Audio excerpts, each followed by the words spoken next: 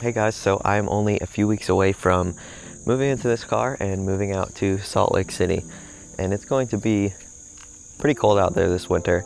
So when Backcountry reached out and wanted to sponsor an episode, I knew exactly what I would want when they asked me to pick out a few things from their store. The first thing I picked out was an MSR Alpine teapot. I've been trying to figure out what I wanted to do for cooking and boiling water for coffee.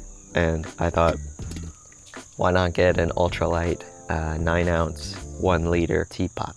So yeah, should I do a full review on this teapot later?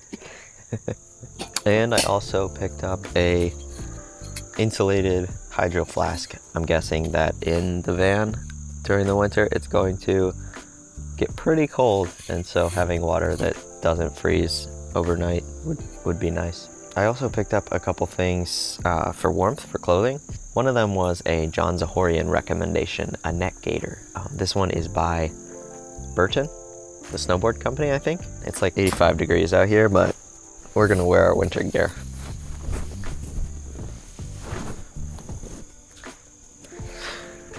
I don't know why I got so excited about it, but I've been wanting to get like a better almost parka, a coat that's really thick and really warm. Last winter, I used one that I've had since I was, I don't know, middle school, and it weighs quite a few pounds. So I picked up a North Face jacket. I think it's called something like Nups or Oopsie. Nups. Super puffball. I've been wanting something that is super warm and it's also packable. My last jacket was humongous and it weighed a couple pounds. And this one is a lot more packable. I looked at getting some of the super ultralight ones, but I wanted something that would be pretty durable to use not only on trail, but like doing other things. And this one is filled with 700 fill down. It doesn't have an insulated hood, but it does have something that's more like almost a rain jacket material that flips up into a hood, but it stows away. Then it's got 2 large hand pockets, and on the inside, a pretty large internal pocket. But yeah, it's still like 85 degrees here, so I won't be able to make use of it just yet, but in a couple weeks out in Utah, I will be pretty happy to have this. Plus, I mean, I'll look like a 90s hip-hop artist, so it's a win-win. I also picked up a pair of Injinji socks. Injinji makes my favorite socks, but they are kind of expensive, so I try to make them last quite a while. To go with those, I picked up a new pair of shoes. These are Ultra King MTs. I saw them for the first time when I went out to Outdoor Retailer a couple months ago, and they stood out to me because they look a little bit more minimal than the Superiors, which I used on the Pacific Crest Trail. They also look a lot more rugged. They're used a lot for obstacle course races and like Tough Mudder stuff, all those like kind of racing CrossFit kind of things. I thought I would give them a try. I'm hoping that these will be good not only for running obstacle courses, since I don't do that, but for hiking and trail running. And yeah, I'm out here at a park that I've never been to. I'm gonna run a couple miles this morning. I'm gonna test these out and I'll tell you my first thoughts. Before I head out on my run, I wanna say thank you to Backcountry for sponsoring this episode and sending me this gear. The people over at Backcountry want to enable you guys to get out and enjoy the outdoors by providing gear from tons of different brands. They also have what they call gearheads to answer any questions you may have. I'll leave a link down below where you can get 15% off your first purchase.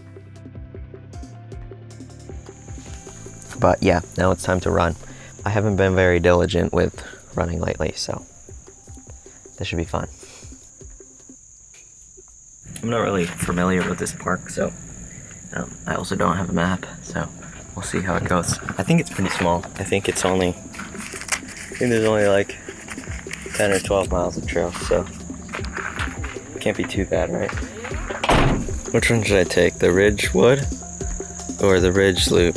Comment down below.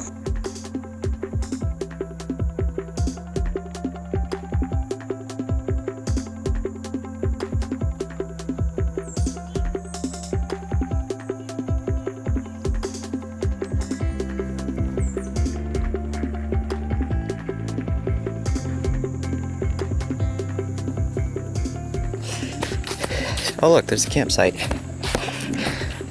Are you guys ready for the classic? I'm testing a new pair of trail shoes shot. Wow! Seems like that's what you have to do when you test trail shoes. This is my first time going for a run. Coming back to see her in the parking lot.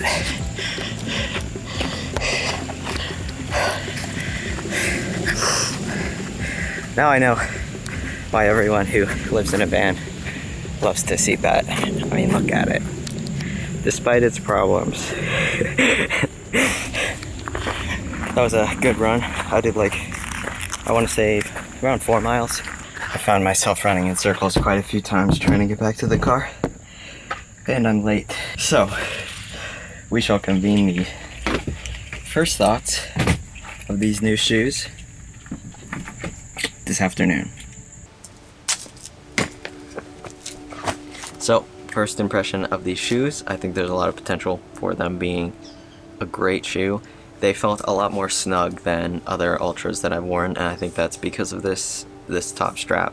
They were a lot less minimal than I had expected, which is a good thing, I guess. For feeling rocks and roots and things through the shoe, it was a lot less minimal than I expected. Some of the shoes I've been wearing, my foot gets pretty fatigued, but I only ran 4 miles, so 2 things I looked for when trying these out.